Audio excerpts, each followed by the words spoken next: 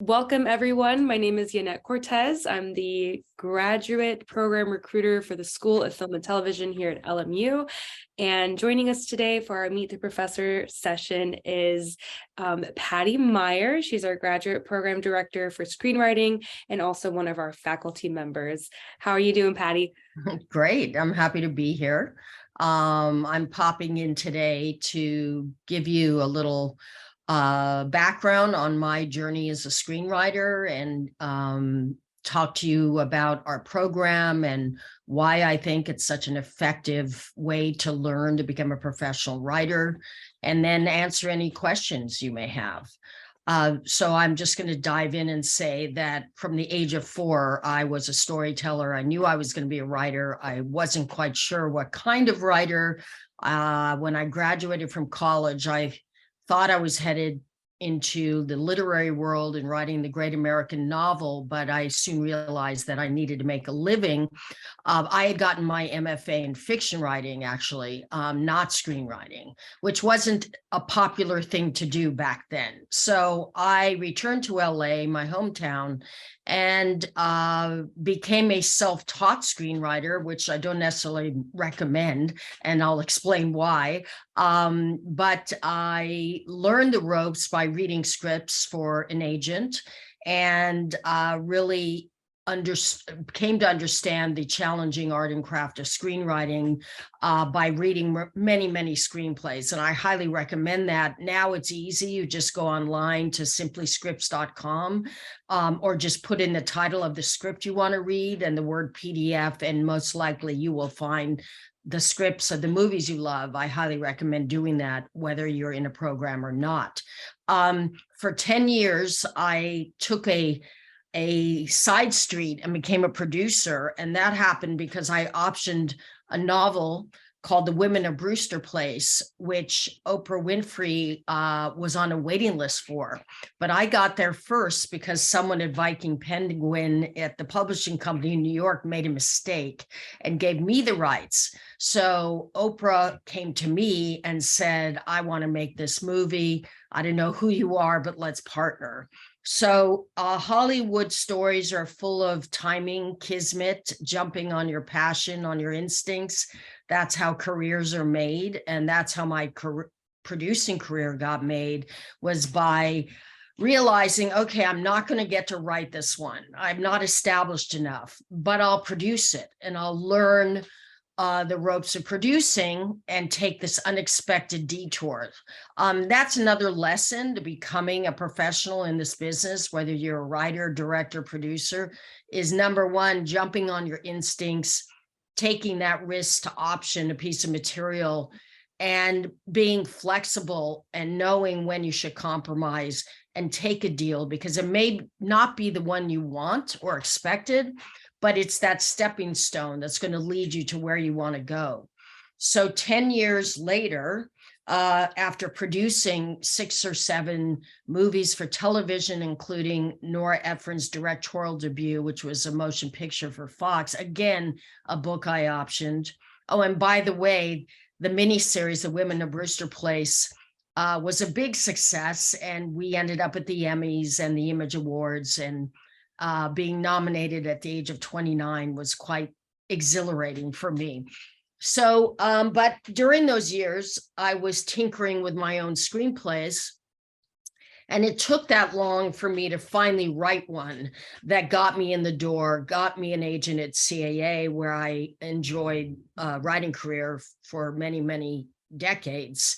And another lesson, it doesn't have to take 10 years to launch your career as a screenwriter.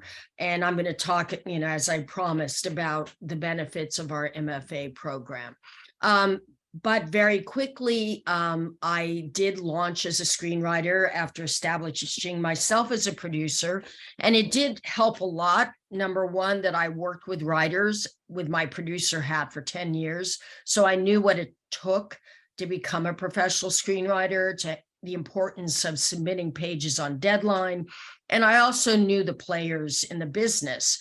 So with my screenwriting hat on, I then kind of crossed to another lane and found my way. And I became known as the woman who wrote true crime. I was not writing chick lit at all. They called me the female Nick Pileggi. He wrote Wise Guys, which became Goodfellas. He wrote a lot of true crime, but that served me well because I was kind of out of the box. And I found a unique voice as a woman screenwriter. And I'll also talk about the importance of finding your voice in our program, because that's now really the commodity the buyers are looking for. So along the way, I decided that I wanted to break out of the Hollywood bubble and give something back. So I took a job teaching for the first time at Chapman down in Orange. 4 years on tenure track. I decided that was not the environment suited for me. So I hopped to AFI and had a happy 10 years there. And then I, on a lark, applied to LMU.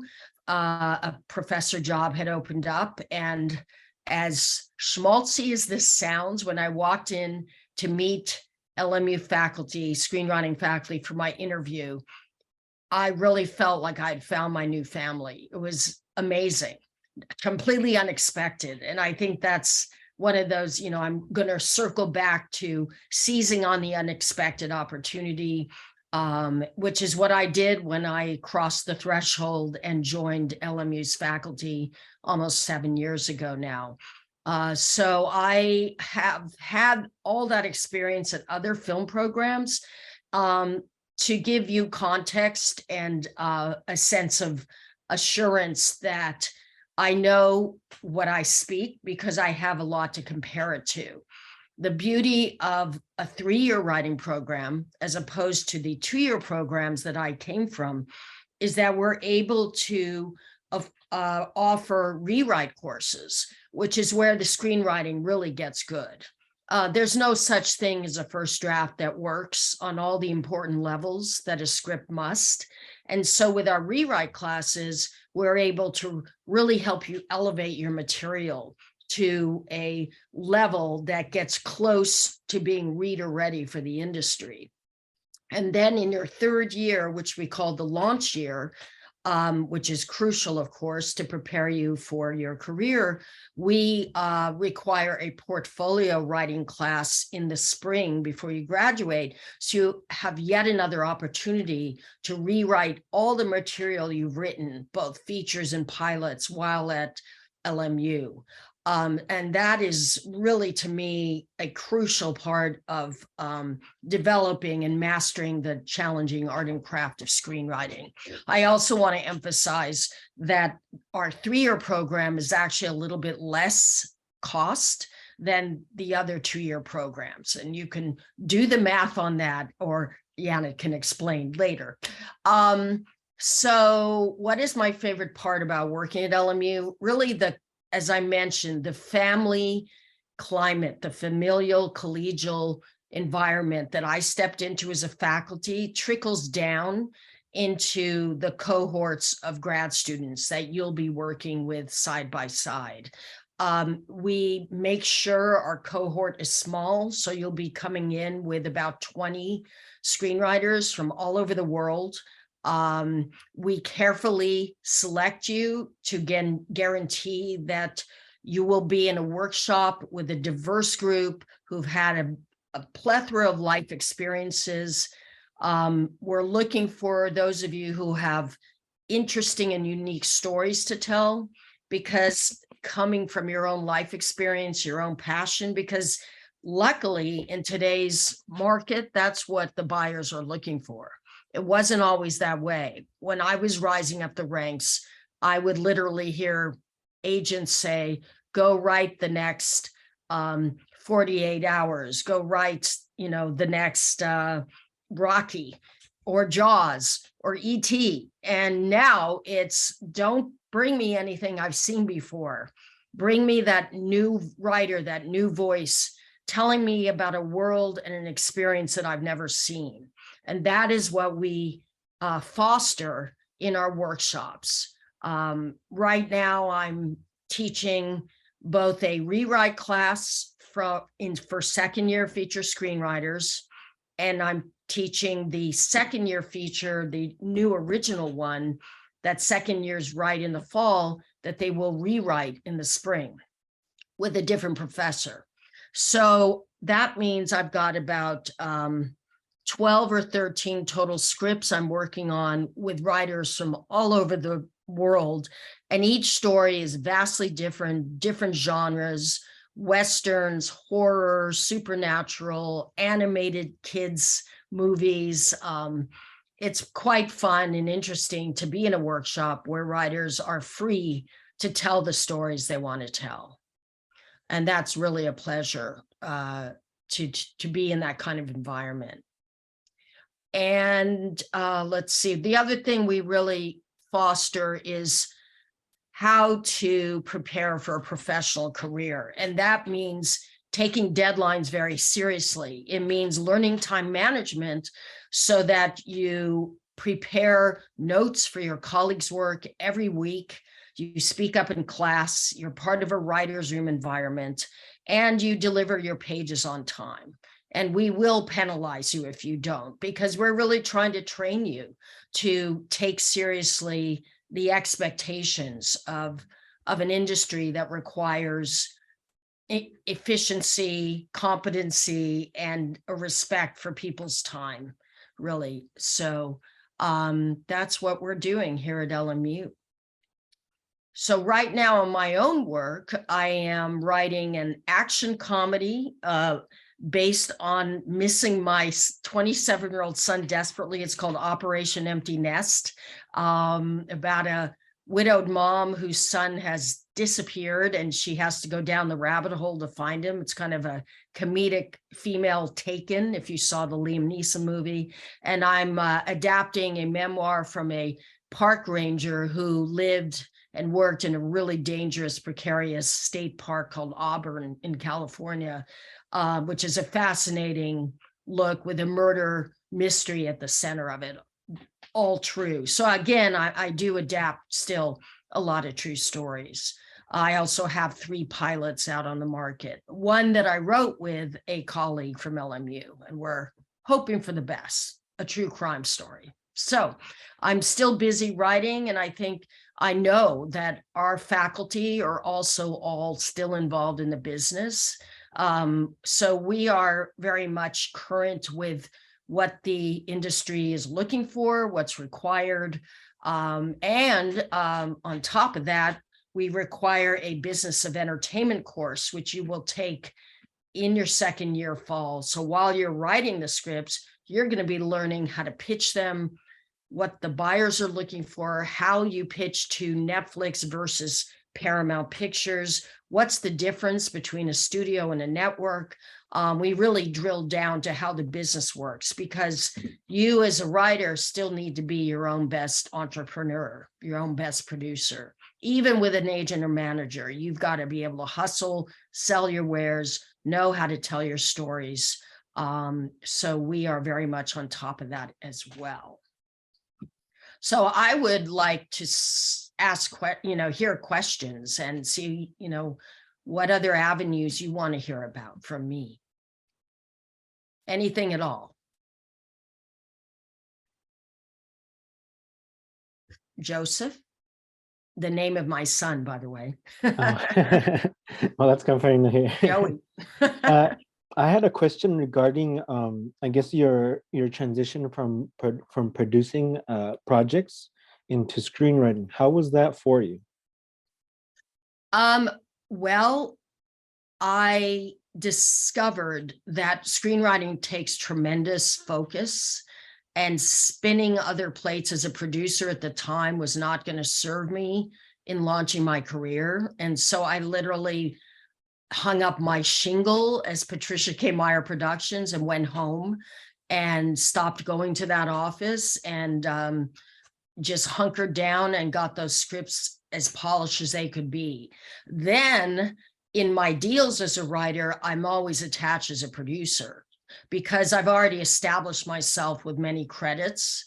So what that does for writers is it gives you a little bit more creative control so that you're in casting meetings and the key creative meetings that go into making the film. But, that is again why I think MFA programs are super helpful, is they require 100% focus, so that you can really master the craft and dig into character development and not be distracted by the real world. I mean, many of our students are working in jobs, they're enjoying internships, but they know the priority is the writing, is the work, and that's what it takes. And I had to do that so I could elevate my work to a level where I could finally, launch into a professional career. Now I actually am not really looking at any projects that I'm not writing myself, because it takes so much work that if I were to start reading many other writers' scripts and deciding what I was going to produce, then I'd have to go out and hustle financing and pitch to studio executives. That's a whole other lane of commitment that right now I'm not really going to indulge, because I would rather be home hunkered down writing when I'm not teaching. But I also want to say there's nobody has the same story of how they launched as a writer. If you asked my colleagues, the other professors in the screenwriting faculty, we all have a different route that we took, but I could say that a lot of our success came accidentally, or because we seized an opportunity we not necessarily thought of, or that was our first goal. And that's the key to being flexible and to recognizing, when you need to take a detour to eventually get to where you want to go. We also have a question in the chat, Patty, from Colleen. They ask, what is your favorite class to teach to graduate students at LMU? I would say portfolio, because it's the final class. It's the culmination wherein I get to read everything the writers have written from other classes, both original pilots and screenplays, because we combine the writing producing for TV grads with the writing for the screen grads. So we have fresh eyes on the work, and I get to read material I've never read before and give them a final set of notes that they also never received. And suddenly the material really gets even to a higher level so that it's ready to be pitched and to be included in the logline directory, which is something I put together for you as you graduate. So the portfolio to me is really gratifying, because I see you in the third year and how far you've come from year one. And that's really fun. But I enjoy all the classes I teach. But that is a favorite, because it's, you get kind of emotional at the end. We're all realizing this is it. They're done, they've finished. And that's really exciting.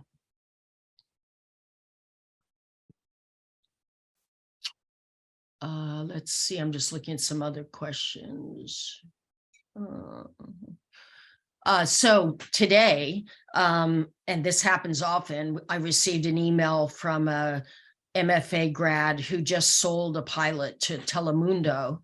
And last week I had 3 of our writing grads at the Austin Film Festival, because they'd all been finalists in the Austin competition. So they got to network and meet all sorts of industry folks.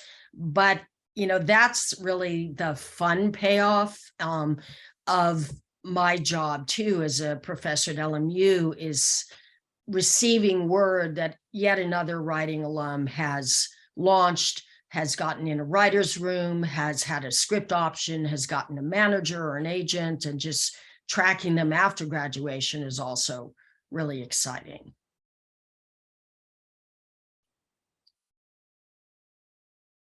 And I would say that, Joseph has a question. Yes, please. Yes, I had sorry for another question. I had a question please. Regarding, I guess, more creative control as writers within the industry. because I noticed that there's a lot more, I guess, leeway or variety in how much creative control a writer has. And in some cases, from what I've, I guess, found from the web and other sources, is that some writers have to obviously, sell in order to, make a living their work. And I had a question, I guess, regarding how do people starting out in the industry build up, like you mentioned, that like establishing yourself to have more creative control over, like casting and stuff like that, compared to showrunners in television who have full creative control. How does that translate over to film? It's a good question. It all starts with leverage, meaning how badly does the buyer want your feature screenplay? If there's a bidding war, meaning a few buyers all are making offers on it, then you have your manager and or agent have the leverage to say, okay, we will let you buy it, but here are the conditions. My writer wants to be part of all the key creative decisions that are made. Now, if you're a beginning writer, they may not let you, but you can ask. You can have creative consultation without the final decision, which is most likely, since the director in the feature world is the one that's going to have those final decisions. Even above the producer, it's the director that's going to have key creative control. But if you decide, okay, I'm not going to pass up a buyer financing my film, I may not have control this time, but if my film gets made and it's a success and it is respected and revered and awarded, then the next time you have more leverage to try to maintain some creative control. But truthfully, the reason why there are writer directors is many of them were writers like Nora Ephron who decided to direct so they could have the creative control over their work. Now, in the TV business, it's completely opposite. Writer is king or queen. The showrunner makes all those decisions, and the way you get to that role is working your way up in a writer's room. And each rank, when you look at the credits, you see story editor, you see producer, co-producer, supervising producer, consulting producer, co-executive producer, EP. That's the hierarchy of the writers in the room. As the writer ascends that hierarchy, their episodes get made, they're put on the set, and they, if they don't already know, learn to produce. They learn how to have that creative control over their episode and learn the ropes so that they can keep ascending to the level of showrunner. But ironically, in TV, you would think the producers would have more control, but no, the writer really is the top dog in the hierarchy of a show. It takes patience and time, and there is no shortcut to a screenwriting career. But it all depends. If you have a script that people want and want to make happen fast, your career will take off faster.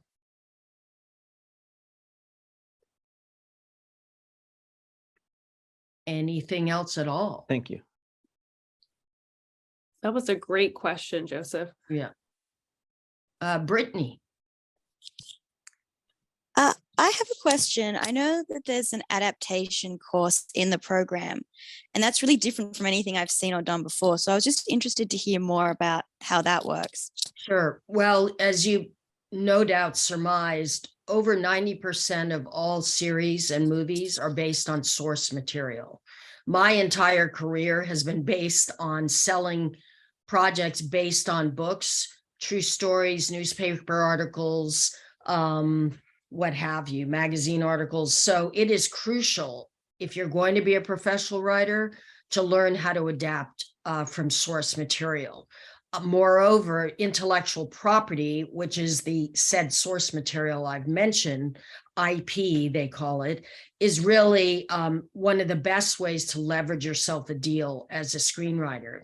So what we do in the adaptation class, which understandably is required of all screenwriters in our program, is we start with the basics. We start with children's stories. How would you adapt that? We start with short stories, and we teach you how to approach source material in different genres, so that you would read a political thriller, let's say. How would you adapt that?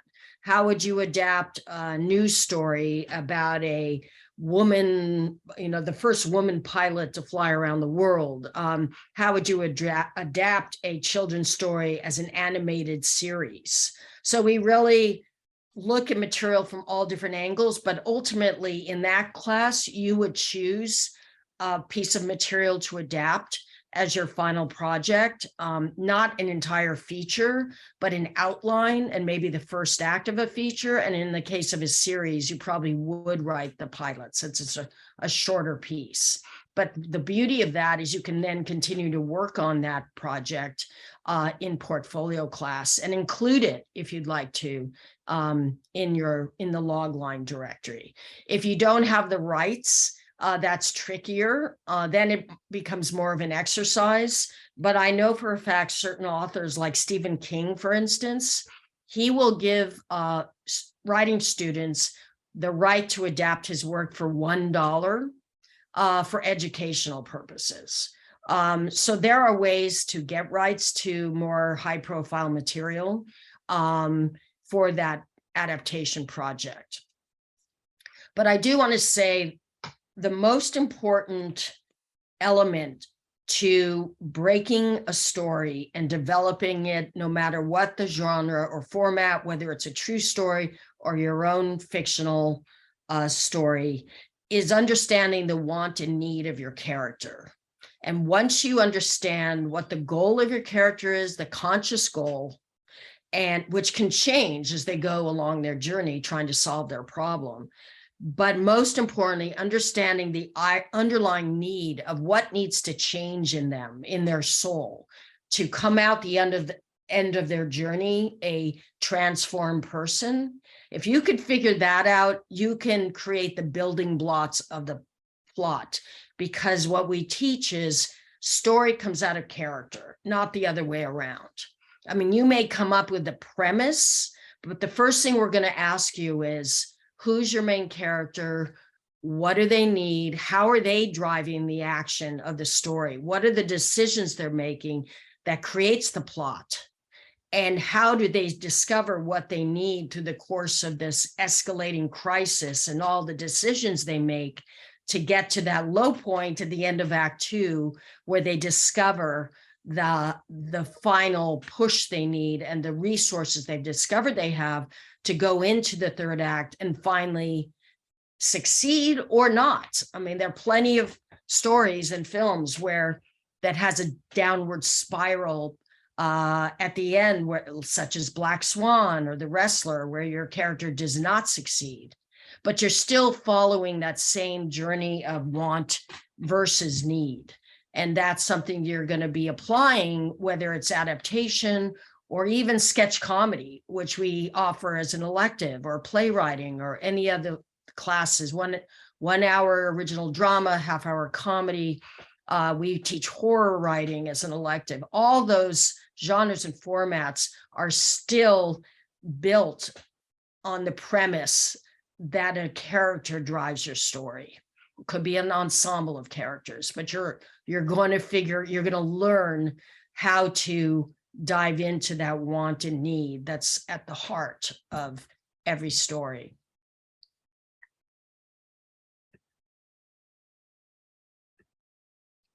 Any questions?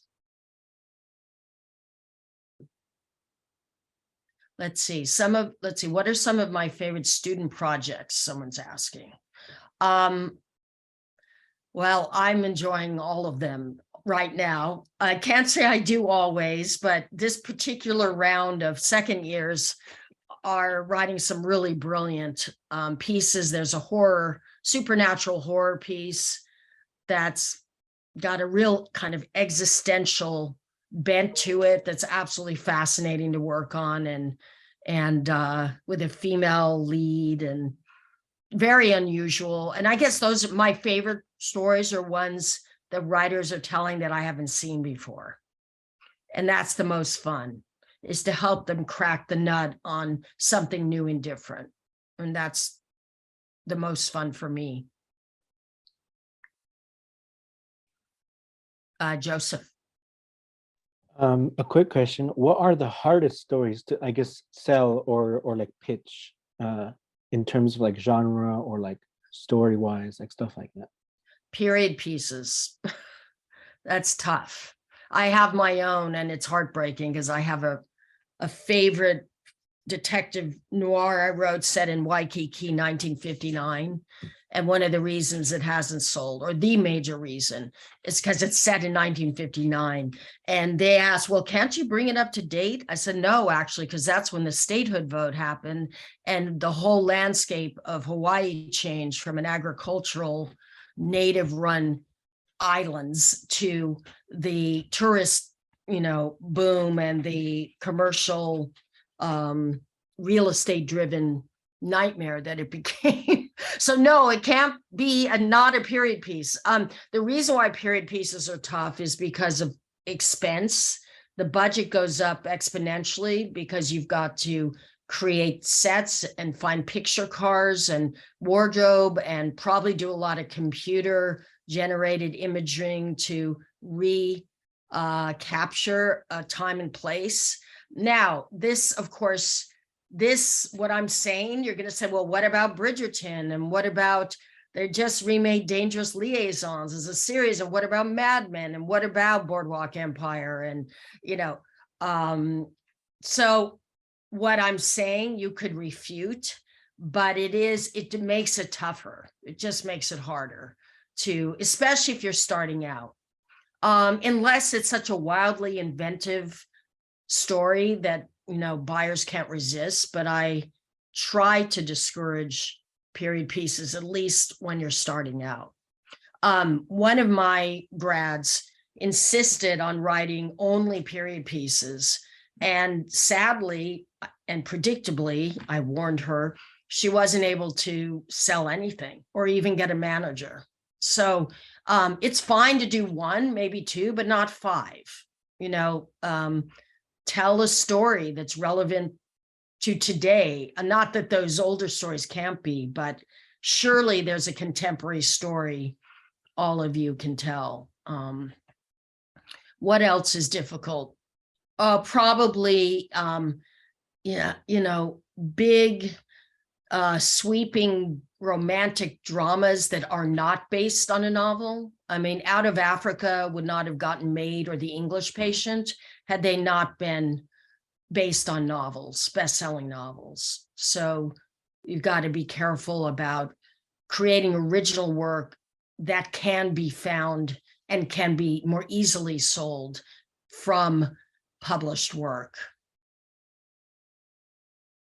Now, one of the success stories out of LMU comes from a writer named Evan Romansky, who in adaptation class decided he was going to tell the origin story of Nurse Ratched, who was the evil nurse in One Flew Over the Cuckoo's Nest. And his professor said, look, I'm just warning you, you don't have the rights to Ken Kesey's book. You don't have the rights to the movie.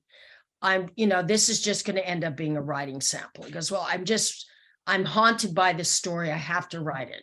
Cut to, at the pitch fest, I introduced him to an agent. I said as a manager, I said, Jacob, Nurse Ratched, the origin story. He says, I want to read it.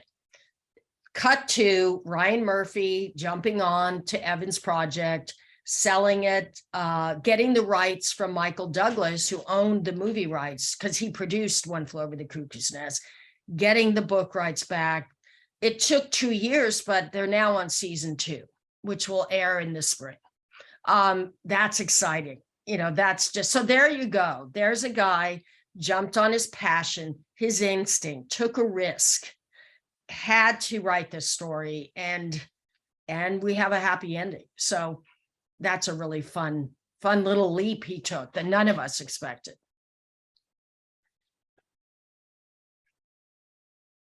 I also, based on that, inspired by that, one of my grads from a few years ago decided to write the life story of Charles Schulz and the making of a Charlie Brown Christmas, which is now 65 years later, remains the most popular Christmas story that airs every single year, right?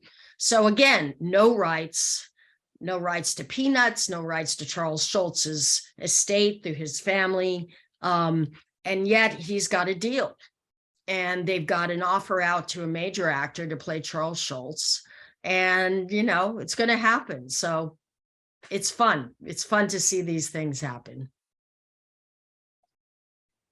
And to have worked with those students on that material is really exciting. I guess also to add on, sorry if I'm taking up too much. No, it's good. I hope my answers are helping everybody else too. I'm sure they are. And now for I guess the polar opposite of what is the easiest, I guess, type to pitch. I've heard, I don't know if it's still the same. Yeah, I heard it was horror, but I wasn't sure if it was still that. Horror, especially, thanks to Jordan Peele, who basically invented a new genre called elevated horror. Get Out, which I love to teach because it's such a beautifully constructed screenplay and film. I'm going to give you a little tip about want versus need in a second. But horror now has, if it has a social justice angle to it, even better.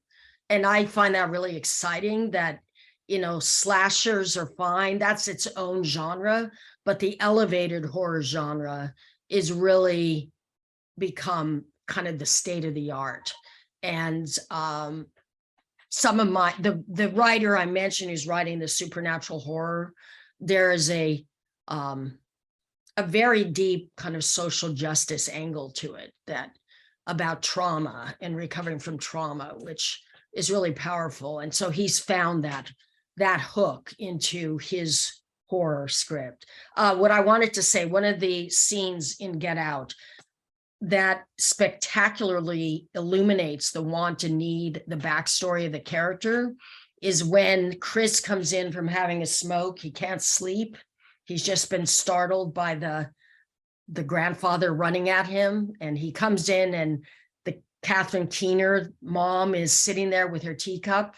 She has him sit down, and she basically hypnotizes him and asks exactly, and has him literally dive into his trauma, falling into the dark place. And he reveals exactly what damage he has incurred as a child, thinking he's responsible for his mother's death, and how he needs to work that out, and all the denial he's been living with, and the guilt, and all of that informs his character and gets him ready to face what he really needs, which is to get the F out of that house, and to wake up to the reality of the social climate that he lives in.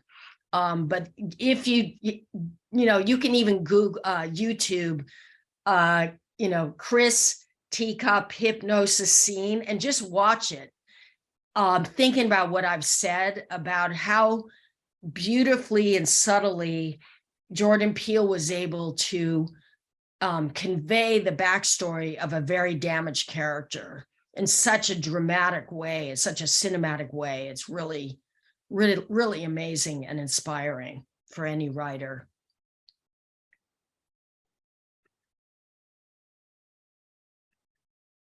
And horror can take all forms. There's psychological horror, there's supernatural horror, there's that elevated horror I'm mentioning. I mean, it's every genre has subgenres. And so we will help you no matter what genre you choose. We'll help you, get there. We'll help you break down your story so that it adheres to those rules of that particular genre.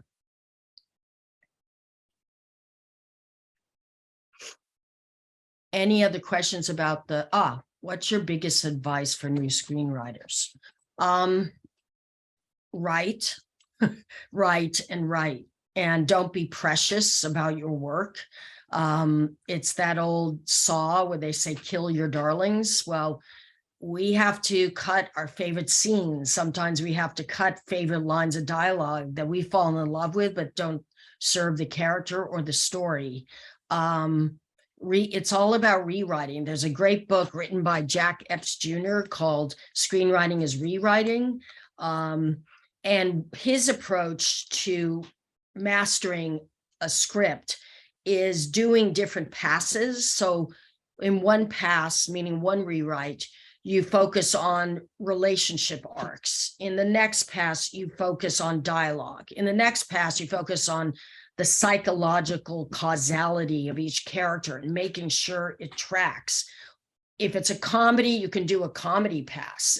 If it's a drama, you do an emotion pass and try to deepen the emotional connections in the script. So it really is about staying in your seat and keep doing those rewrites to get the work good. And as I said, read scripts and also follow along. Take a script in PDF, let's say Fargo, and then sit and watch the movie and see how the script changed from script to screen. That's an exception because, of course, the directors, the Coen brothers, wrote their script, but you can also read a script of a writer who didn't direct the film and see how that script was translated to the screen and why it works on the page. We have an adage, if it ain't on the page, it ain't on the stage, meaning if the script isn't right, the movie's not going to work. And one other adage I love from Billy Wilder, whose claim to fame is Sunset Boulevard and Some Like It Hot and The Apartment, a brilliant screenwriter, is if you find problems in the in the third act, you go back to the first act and you will find them there. And I would say for screenwriters, the most important thing is to understand how to write a first act that's going to hook the reader, hook the audience, because you really only have about 10 to 20 pages before an industry pro puts your script down and says, I can't get through it. I don't care what happens. The writing is subpar. I'm not invested in these characters. I'm not engaged emotionally. So the key is to create that first act that's going to propel the reader to say, I want to know what happens in the second act. And, that all comes from us really understanding our characters and our story and being able to get it to a point where we've engaged the reader. That doesn't necessarily happen until the third, fourth, or fifth draft. So, and do not be discouraged. We write not because of the paycheck, because there's no guarantee, though it will come, but because we've got fire in the belly and because writing is like breathing and we've got to tell our stories, whether someone's paying us or not. And if you don't feel like that, you should ask, well, am I really a storyteller? Is this an investment I really want to make? Because it's a big commitment, and not just an MFA program, but a career as a writer is a big commitment to a challenging art and craft and a challenging business. But you have to maintain the faith and the self-confidence that you've got the goods and you will get to where you want to go with hard work and patience and good mentoring, which is where we come in.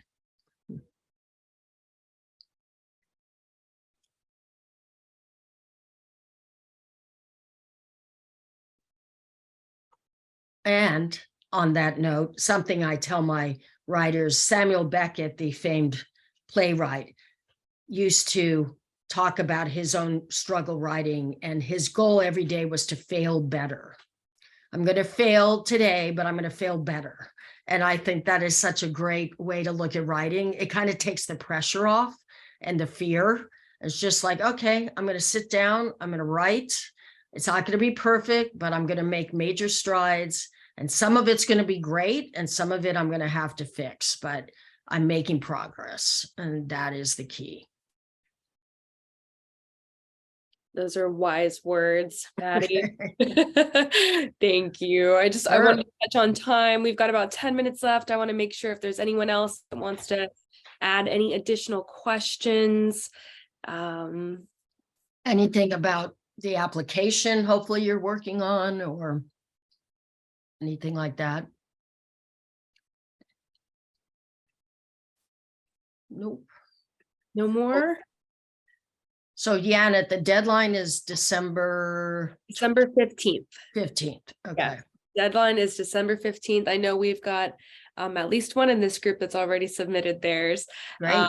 Yeah, so we'll start reviewing those once the deadline hits. But yeah, if no one has any additional questions, we can let y'all go early. We can say goodnight to Taban. and now it's almost 1 a.m. and everyone else. Grateful. Thank you for joining us. If you have any questions you haven't thought of, Janet can reach out to me. I'm happy to connect. If you're in town, we're happy to give you a tour. There's also, I'm sure Janet has sent you the link to the virtual tour of, we did that in open house. And we have. I still can, yeah. I'm happy to forward that along as well. But like Patty mentioned, if you're ever in town, or if you're planning your visit out here to LA, we're happy to coordinate with you all to fit something in your schedule to make it work. But thank you so much all for being here this evening, morning, wherever you are. It was an absolute pleasure to have you, Patty. Thank you for your time and for answering our students' questions. My pleasure. And enjoy, and hope to see you again sometime in the near future.